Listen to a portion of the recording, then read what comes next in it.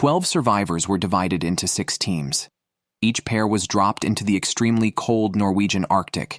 Here, they had to build shelters, find food, and be constantly on guard against unexpected incidents. Whether they were siblings or romantic couples, they could fall apart at any moment under these conditions. The team that lasted until the end would win a cash prize of $500,000. Riding in self-assembled dinghies, the participants were dropped off at their respective starting points. The first to appear was a young woman named Danielle.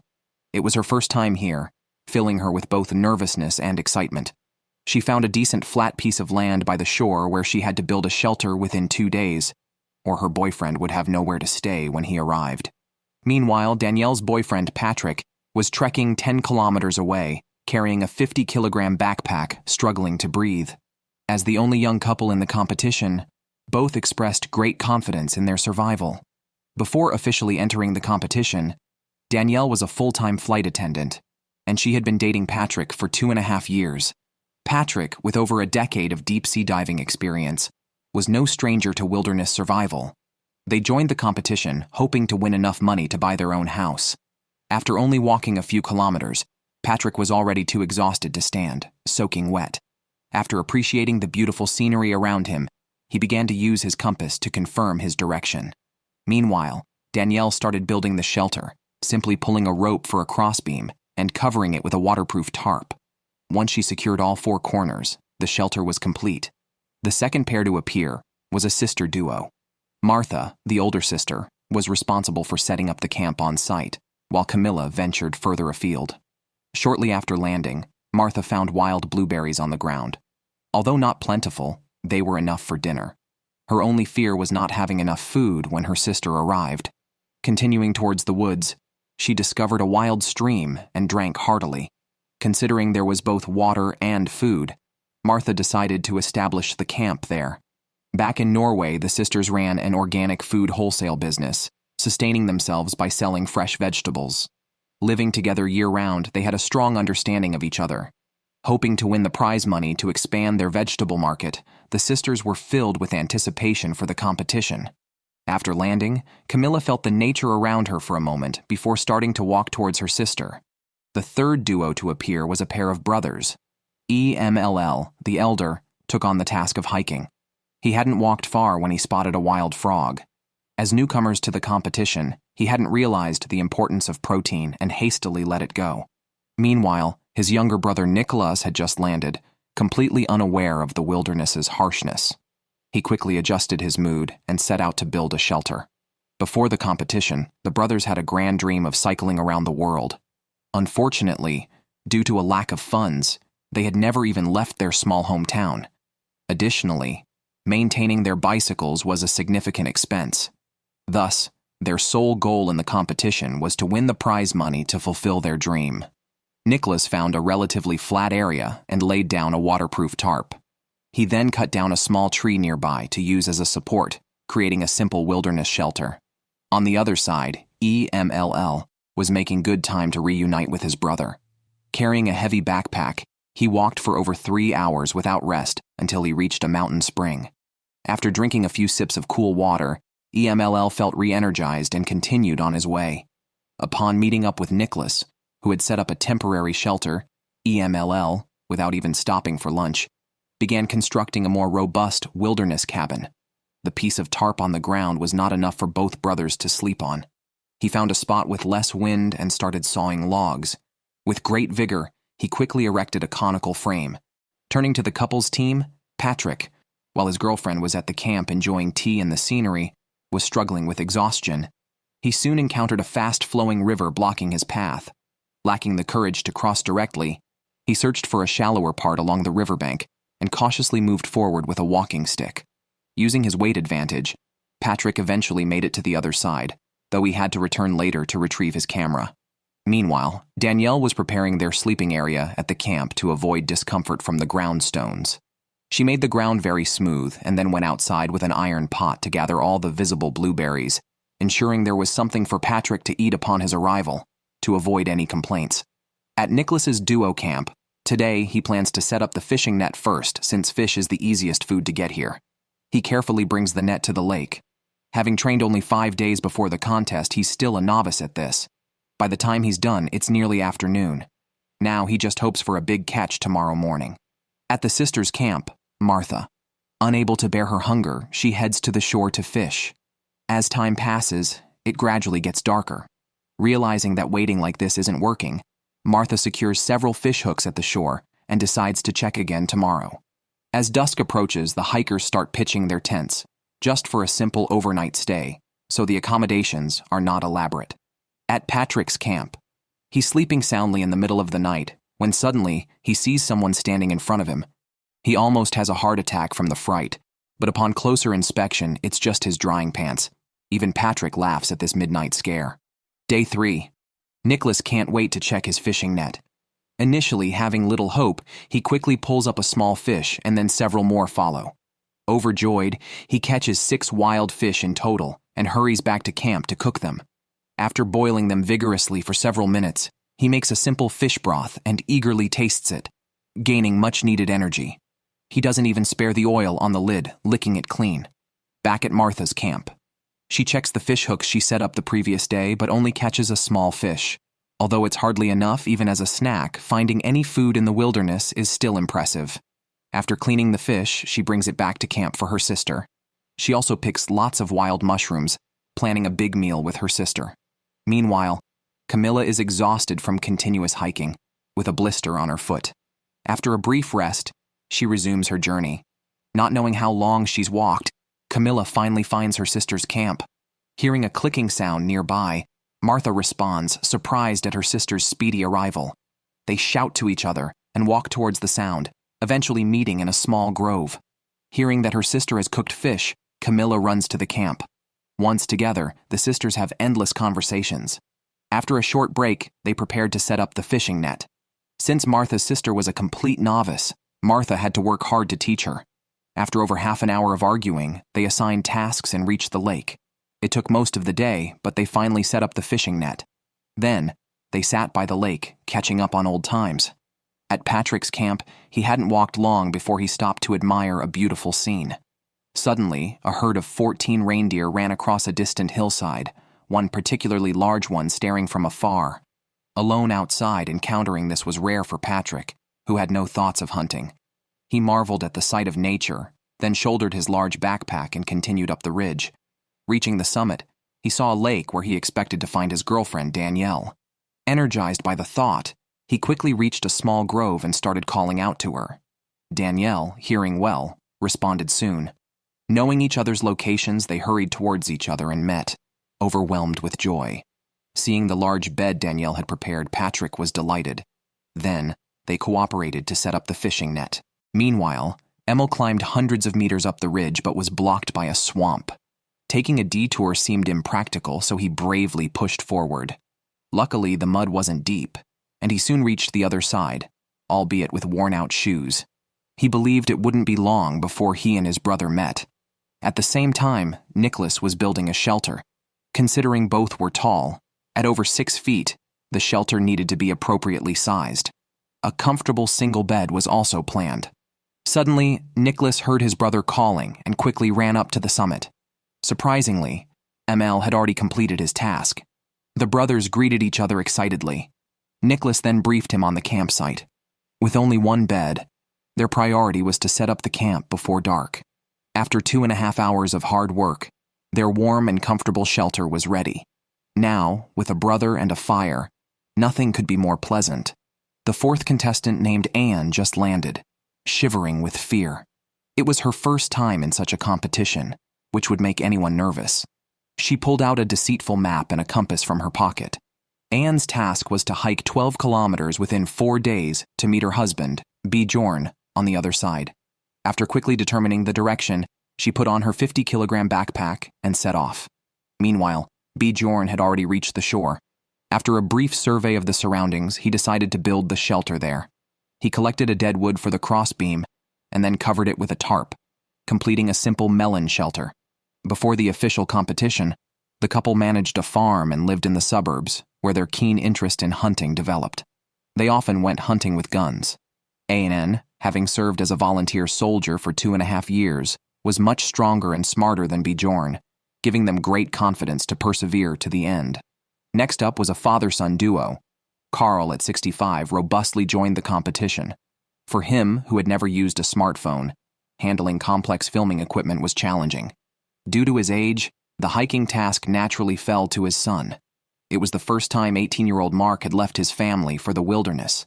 Before leaving, the directors kindly taught him to read a map and arrange the simplest routes for him. Meanwhile, his father quickly set up the shelter at the lake. The warm sunshine, however, forced him to lie down and rest. Back home in Norway, Carl was quite the primitive man, his fierce look revealing his exceptional survival skills. Now that his son was grown, to foster his independence, Carl had signed them up for the competition. Winning the prize money was not important. His son's healthy survival was all that mattered. Mark had not walked far when the path turned muddy. Struggling out of the swamp, he was dismayed to find his new shoes ruined. The last contestant to appear was named Casper. His landing spot was decent, surrounded by mountains, water, and forests. He quickly set up a shelter nearby and even started a campfire. Without the company of a phone or computer, he could only sit and pass the time meditating. At this moment, he missed his friend Victor, who was on the other side. As the only contestant with a physical advantage this season, Victor faced a significant challenge hiking and had to rest shortly after starting. Before the official competition, Caspar and Victor were childhood friends. Years of friendship led them to live and work together. Their only notable skills were fishing and gathering herbs. They knew each other's strengths well and believed they could win the championship unless something unexpected occurred. However, shortly after Victor started, mosquitoes quickly targeted him. They could even bite through his clothes. After briefly checking his direction, he quickly shouldered his luggage and set off. When he came to where Anne, the wife in the couple's team, was located, she was already exhausted from walking miles. Her throat was so dry it almost smoked. Fortunately, she heard the sound of water nearby. Indeed, a rushing river blocked her path, which excited her. She quickly pulled out a cup and drank heartily. Considering it would be dark in 2 hours, Anne decided to spend the night there. Meanwhile, other hiking contestants began setting up their camps. Victor, exhausted due to his physique, could only lie in his tent and sleep soundly. Worried about not finding water on the way, he placed an iron pot on the ground to collect rainwater. On the third day, the father-son team, Carl, surprisingly caught 14 fish in the early morning and even brewed himself a pot of leaf tea. Caspar decided to set up his fishing net early to catch fish. He carried his gear to the lakeside and quickly entered the water. With his skilled swimming, he set up the fishing net in no time. At this moment, his friend Victor had just woken up from his tent and gulped down some rainwater he collected the night before. Facing the high mountains ahead without sufficient food and water, he considered giving up for the first time. Back to Anne, she became unusually excited when she walked onto a plain and spotted an old moose staring at her. The moose was large and fat. If she had a bow and arrow and the courage, the championship could have been hers. Unfortunately, she could only watch it leave. After briefly admiring the beautiful scenery around her, Anne did not dare to stay long and set off again. After an unknown period of walking, she finally saw her husband's location. However, to reach there, she had to go around a lake, turning what would have been a day's journey into 2 days. Not wanting to use up too much energy, Anne decided to rest there for the night. After all, her feet were already wrinkled. At Victor's side, as he ventured further, the path became more rugged. Victor studied the map for most of the day, but was clueless about how to bypass the obstacle. His initial excitement quickly faded, and he simply lay down on a clear spot. Having not consumed any protein for 3 days and stuck in place, he felt like quitting. It was uncertain how much longer he could hold on. At Carl's side, while grilling fish at noon in his camp, Carl suddenly heard noises from the bushes. Turning around, he realized his son had traveled far to see him. There was no hug upon meeting, likely due to his son's exhaustion. Quickly, Carl served the cooked fish, and they sat down to feast on the ground, enjoying the meal. After a brief half-hour rest, Carl and his son went fishing by the lake. At Anne's side, after packing up in the morning, Anne prepared to cross the large river in front of her before the weather turned. She entered the river with the help of a cane and nearly slipped into the water. Thankfully, the river wasn't deep, and she reached the other side quickly. She didn't rest upon landing, but headed straight towards her husband's location. Upon hearing her call, Bjorn, who was sleeping in the camp, rushed out to check. The couple successfully met in the small woods and hurried back to camp to rest. Thankfully, Bjorn had prepared some fish, which they eagerly devoured. At the friends, Kaspar's side. Today was the day to check the fishing nets. Eager, Kasper went to the lake. As he began to pull up the net, he caught his first small fish.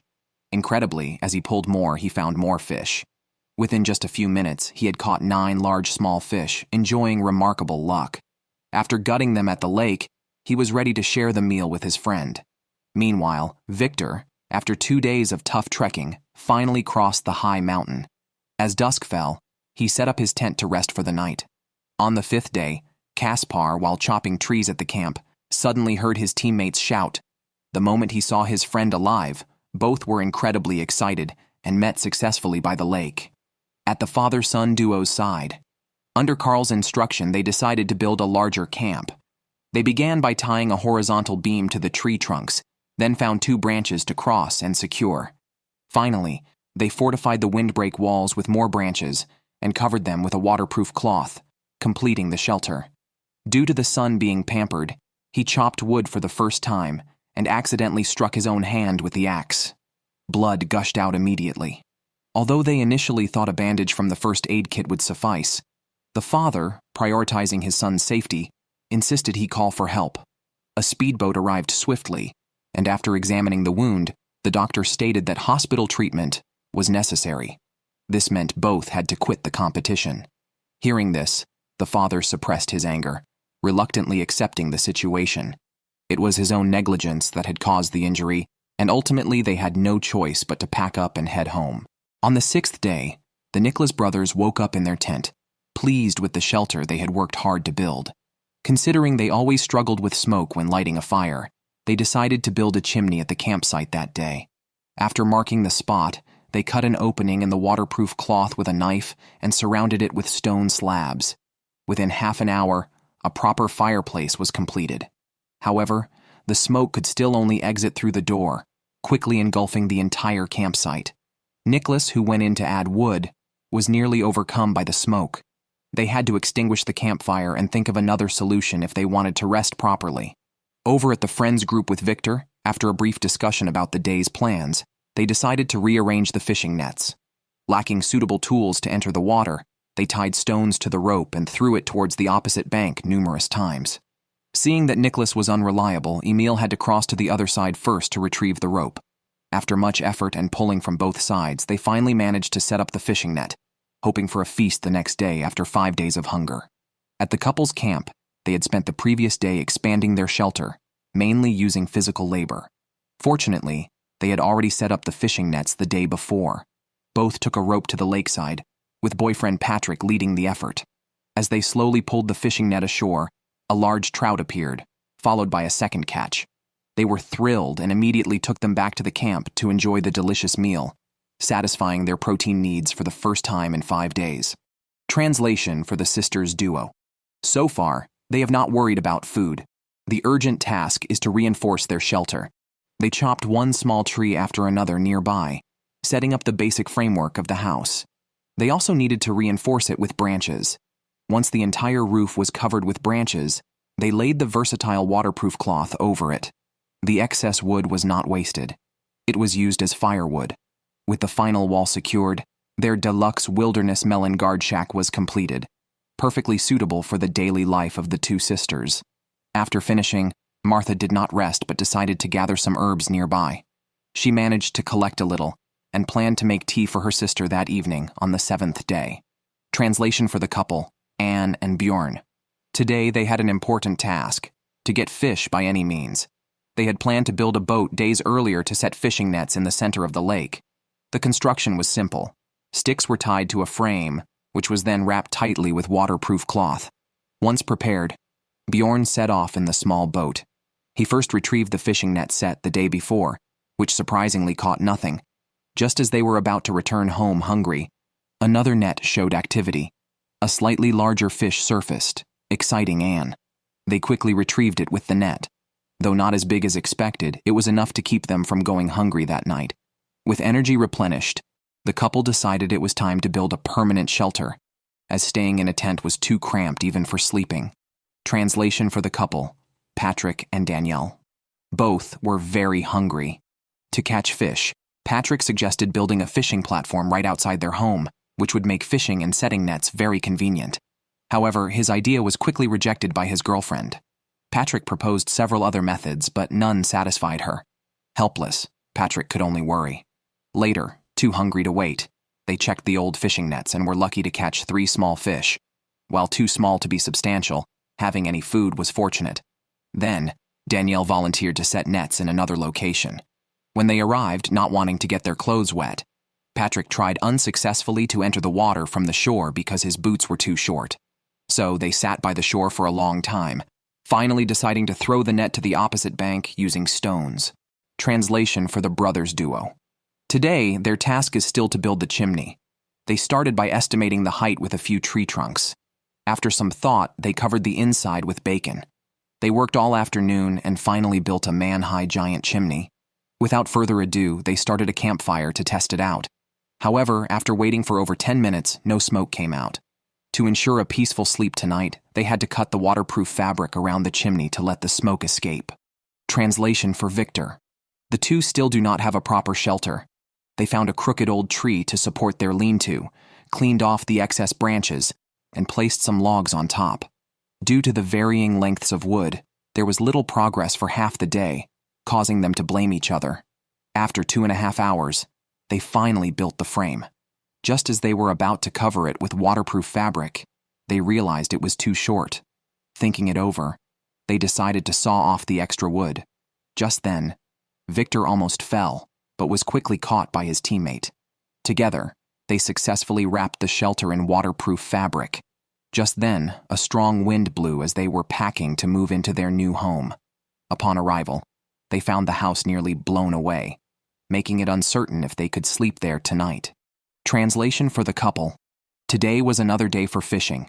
Perhaps due to the location, they caught nothing again. So they decided to go to the southern waters near the shelter and set up their fishing nets from the boat. Translation for Nicholas and his brother. This morning, while out for a walk, Nicholas stumbled upon a straight bamboo pole. He decided to make a fishing rod from it, wrapping the broken parts with tape from the first aid kit. He then cut off the metal rings from the waterproof fabric and taped them to the bamboo pole, not forgetting the reel. With his equipment ready, he hurried to the lake. His first cast went smoothly thanks to the elasticity of the bamboo, but his laughter quickly faded when the fishing rod broke in two on the second cast. His brother couldn't help but laugh at the sight. Translation for the sisters duo. While other contestants were still worried about fish, the sisters easily caught a big one. Coincidentally, on the younger sister's birthday. Perfect for a feast. After retrieving all their fishing nets, they successfully caught 4 or 5 wild trout. Meanwhile, Caspar also had good luck, catching 8 proteins and bringing them back to camp to roast over a big fire. By the 10th day, the Nicholas brothers finally moved out the fireplace. They connected the previous smoke duct to the stovetop, allowing them to feel the warmth inside each time they lit a fire outside. After completing the setup, they quickly brewed a pot of berry tea. Over at Caspar's side, a strong wind last night nearly froze them to death. So today's main task was building the fireplace. Even with such a simple task, they began to slack and blame each other. They struggled to build the foundation with bacon, then propped up the basic frame with branches and covered it with mud for sealing. They estimated this smoke map would work great. By the 12th day, 5 teams remained. The Nicholas brothers got up early, still checking their fishing nets. At the first net, they easily pulled up 5 small fish. Without time to cheer, they hurried to the next location, finding the second net also full of fish, and unsurprisingly secured 10 proteins. They quickly returned to camp to enjoy a big meal. The couple also came to check their nets, and unexpectedly, there seemed to be a big one underwater, exciting them so much they danced around. However, as they tried to pull it ashore, the big fish escaped right before their eyes, a blow anyone would find hard to accept. After retrieving the rest of the nets, they only got 2 small fish, but the worst part was the big fish had damaged the net, a devastating blow for them. They estimated it would take 2.5 days just to repair the net. Over at the couple, A&N's side, They had been building a shelter for the past few days, a time-consuming and strenuous task. By the 10th day, they had already built the fireplace, and now they hurried to erect the walls. Without sufficient food reserves, they often had to sit down and rest for half the day. With each log placed, the rough outline of the wilderness cabin was nearly complete. Finally, they laid the waterproof fabric on top and went straight to sleep at the camp. At the friends group, Kaspar's side, after 2 days of hard work, the entire fireplace was finally completed, seemingly effective. Unfortunately, there were too many gaps around the fireplace, risking freezing if the wind blew at night. So, they had to wrap the fireplace with a waterproof fabric, wondering if it might catch fire. To test the smoke exhaust, Kaspar immediately started a fire. However, before his friend could close the door, thick smoke almost suffocated him. It was unexpected that the painstakingly built fireplace did not ventilate properly, which was a hard blow for both to accept, instantly ruining their mood. Over at the sisters' duo, they decided to tidy up the camp furniture today. They had found a plank days ago, which Martha quickly turned into a shelf, making items easily accessible and significantly tidying up the camp. Their dinner was equally impressive, cooking 2 delicious trout until golden brown on both sides, offering a crispy outside and tender inside taste. On day 14, Patrick found a suitable fishing spot, but had to cross a swamp to set the nets without wetting his clothes. He decided to chop a few trees to use as a makeshift bridge. Just 2 or 3 logs were enough. After setting it up, he quickly brought his girlfriend to test the bridge, and fortunately, they safely reached the other side. By the time they set up the nets, it was nearly afternoon, and they had 3 small fish for dinner. At the Nicholas brothers' side, considering the increasingly cold weather, they decided to reinforce the shelter walls. They first stuffed a bunch of branches inside for support, then went outside to collect moss to lay on the tent, which greatly enhanced the camp's insulation. After all this, the brothers were so exhausted that they fell asleep within minutes of lying down. At the couple's side, according to Anne, today was their first wedding anniversary. To celebrate, they decided to climb the mountain behind them to enjoy the view, packing a large bag of blueberries to pick berries while hiking. Not long after setting off, they spotted a moose on a distant slope, a visible but uncatchable source of protein. They had to keep moving forward with a calm mindset. The mountain path was rugged, forcing them to rest frequently. After drinking some clean, sanitary spring water, they continued on their journey. After 2.5 hours of tough trekking, the couple finally reached the summit. The suddenly clear view gave them the confidence to keep going. At the couple's camp, since the previously built fire pit wasn't generating enough heat, they planned to dismantle it and rebuild. However, before starting, Danielle expressed that the method wouldn't work. Wanting to avoid an argument, Patrick went outside to find new stones. As he brought back large stones one by one, Danielle started to rebuild the fire pit. When Patrick returned, he was pleased to see her successful work, which brightened his previously disappointed mood. Afterwards, they divided tasks. Danielle went to gather berries, while Patrick looked for soft moss to lay on their bed. Over at Camilla and Martha's camp, to ensure comfort in their daily rest, Camilla decided to build a proper double bed. However, she soon felt dizzy and saw stars, likely due to low blood sugar. Realizing that working alone was too slow, Martha came over and helped finalize the bed's frame, then covered it with a layer of branches, quickly making a warm and comfortable double bed. As darkness fell, they hurriedly lay down and fell asleep. On day 15, the situation at Kaspar and Victor's camp was bleak, as they had not caught fish for 2 days, surviving mostly on berries. When they checked the fishing nets at the lake again and found no catch, they both found a secluded spot to vent their frustrations on camera. Their long-standing friendship made it awkward to suggest quitting the competition. However, by day 16, as a speedboat zoomed across the lake, they finally made the call to withdraw from the competition. They claimed it wasn't due to the lack of food, but rather their longing for family. Despite not winning, their friendship deepened significantly.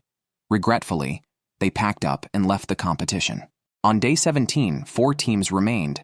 After a night of rain, Danielle's dwelling was almost completely soaked, spoiling their good spirits. Seeing the big hole they had left in the roof, Danielle and Patrick decided to cover it with a waterproof tarp.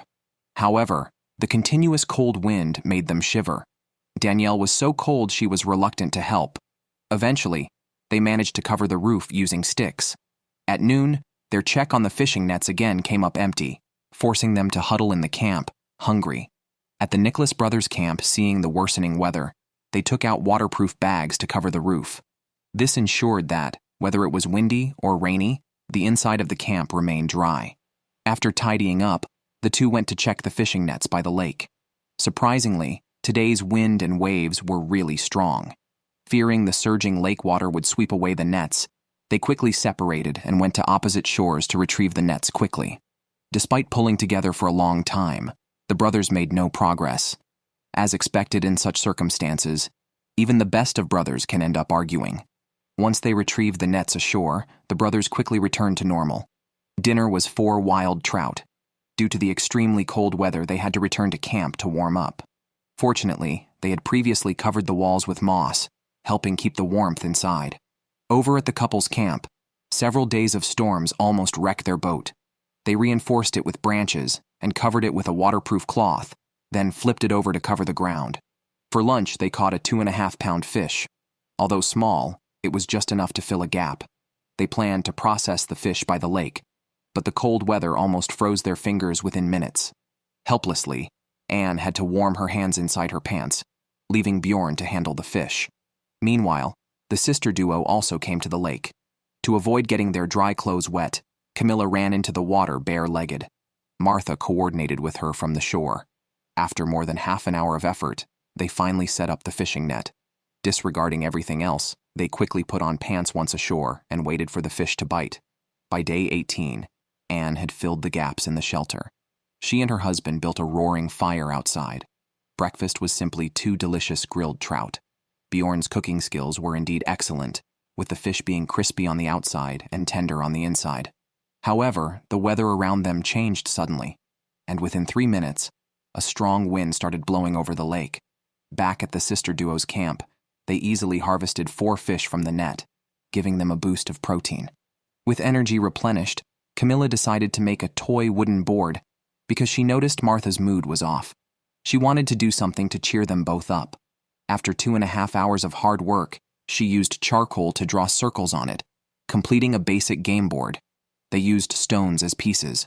Over at the Nicholas brothers' camp, they currently had no worries about food.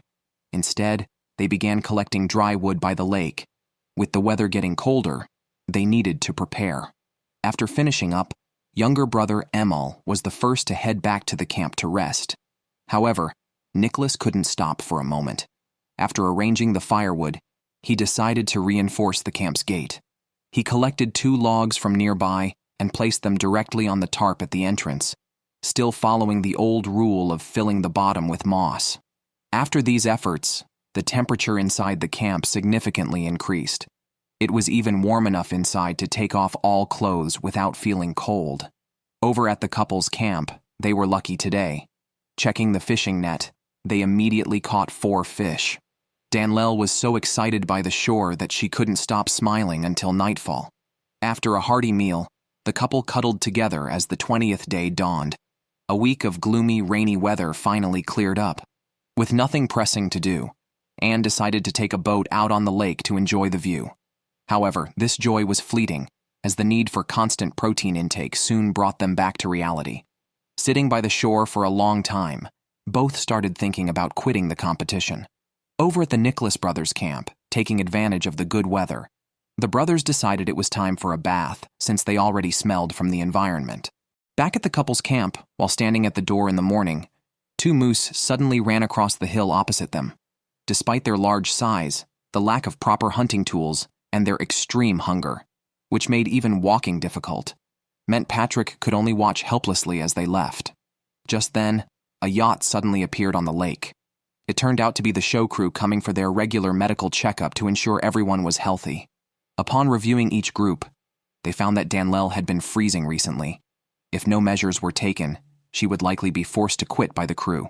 Aware of the seriousness, Patrick, once back at camp, decided to modify the fireplace by elevating it with stones, hoping to bring the heat source closer to Danlelle to increase her chances of enduring. Over at the sister duo's camp, tired of eating fish every day, they planned a hike to a distant area to eat some wild berries they found along the way. They also came across a tree trunk scratched by a black bear, which scared them quite a bit. To ease their mood, They started imitating the bear by lying down and eating berries directly from the ground. By the 22nd day, each group began checking their fishing nets. Both the brother duo and the sister duo were doing quite well, catching around 4 to 5 wild fish each. However, Patrick wasn't as lucky. After searching around, he couldn't catch even a single one and barely made it through the night. On day 23, a yacht sped across the lake carrying Patrick and his girlfriend Danlelle. According to them, Danlelle's body couldn't withstand the freezing temperatures anymore. Additionally, their fishing net had been empty for several days. These setbacks led them to decide to withdraw from the competition. Although they did not win, their relationship grew stronger. They packed their bags and regretfully left the competition. By day 23, 3 groups remained. As Nicholas was about to leave his camp, he suddenly spotted a reindeer and quickly followed it up a hill. To his surprise, it was a reindeer nesting area with over a dozen animals feeding. Nicholas was less than 10 meters away from them, but without proper hunting tools, he could only watch from a distance. The brothers then went to check their fishing net by the lake, but due to the colder weather, the fish had moved to deeper waters. After checking, they only caught 3 small fish, which was hardly enough for them. Amael, planning to return to camp to eat berries, slipped and fell with the camera, evidently injuring his knee. He rested for half an hour on the spot. Fortunately, the injury was not severe. Not wanting to be laughed at by his brother, he quickly returned to camp. On the other side, after Nicholas had just finished processing the fish, he too slipped and fell.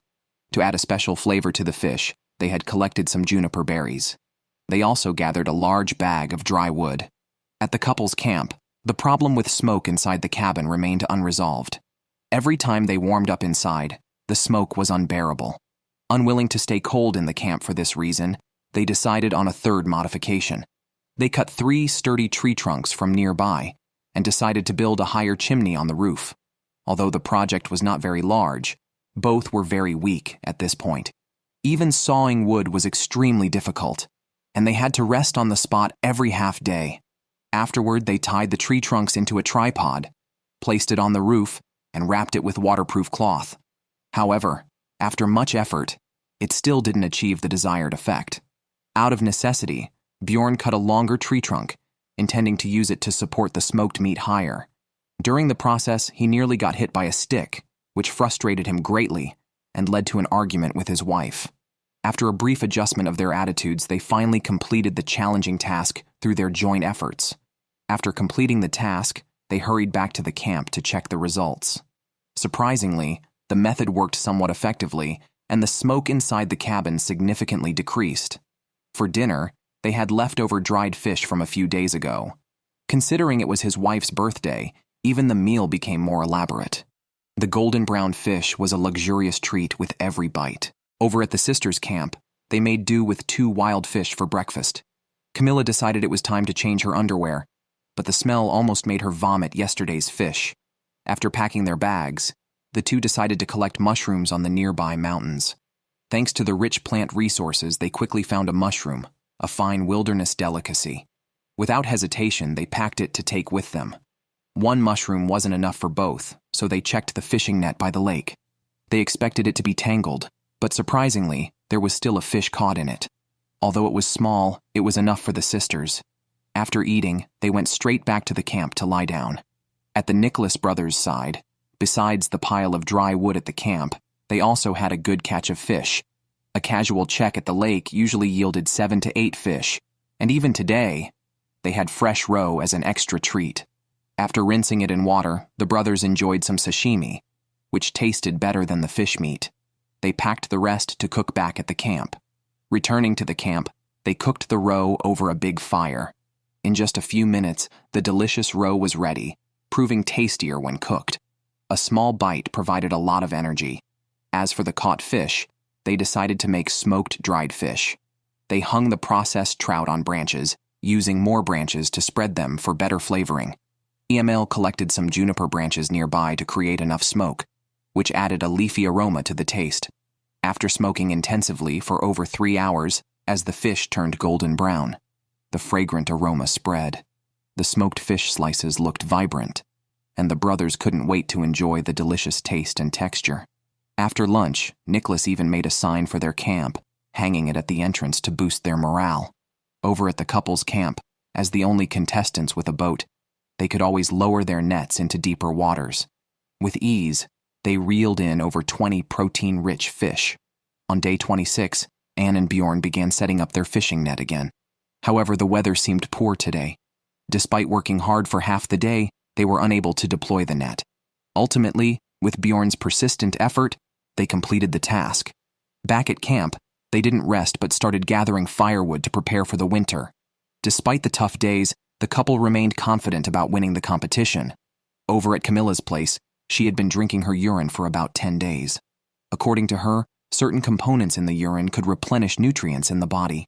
Watching her sister's bizarre practices, Martha didn't know what to say. After packing their gear, they prepared to hike up the mountain to enjoy the scenery. Already low on energy, the continuous trek exhausted them further, but the beautiful views always rejuvenated them. They hoped this spirit would help them last longer. At the Nicholas brothers' camp today, while checking the fishing net, the fish they caught accidentally escaped. Originally, they had 4 small fish, but now only 3 remained. It was really unlucky. Emil found out and was dumbfounded by his brother's mistake. On day 27, 3 teams were still in the competition. Early in the morning, the Nicholas brothers went to check the nets as usual. Before even pulling the net ashore, they could see fish underneath. As expected, they ended up with 12 fish at the base, plus 7 smoked fish slices hanging at the camp. Having tasted the sweetness of smoked fish before, Nicholas immediately started a campfire upon returning. Whenever possible, he would smoke the caught fish. Before they could enjoy lunch, they went outside to collect more firewood. Over at the couple's camp, they had recently encountered hunters in the area. Occasionally, while checking the fishing nets, they could see boats drifting in the distance. Today's lunch was the usual grilled fish slices, which they had grown tired of. The long-term intake of the same nutrients had caused both of them to lose weight. Besides checking the fishing nets daily, there was nothing else for the couple to do. However, at that moment, a helicopter suddenly flew overhead. It turned out that a few days ago, hunters had killed 2 moose here, and today they probably came to haul the moose carcasses. This was undoubtedly good news for the couple, as they might find leftovers from the hunters. They carefully moved forward and soon found their target. After the helicopter left, they immediately went to the carcass. Unfortunately, the moose meat had already been taken, leaving only the skin and a pile of organs. They quickly collected the moose's heart and even found a whole liver. They had wanted to take the moose's head as well, but before they could act, the hunter's helicopter quickly returned. The guilty duo had no choice but to flee the area. Finally, they could enjoy a different taste. Back at camp, the couple's smiles were almost splitting their faces. "Look at this fatty liver meat," they remarked. They sliced it thickly, threw it into a pot, and cooked it on high heat. After just a few minutes, a delicious venison meal was ready. They eagerly tasted it. The meat was neither dry nor tough. Its freshness hit the back of their heads with a burst of flavor. Meanwhile, at the sisters' camp, after days of hunger, they finally had a catch. The 2 sisters caught 4 wild trout.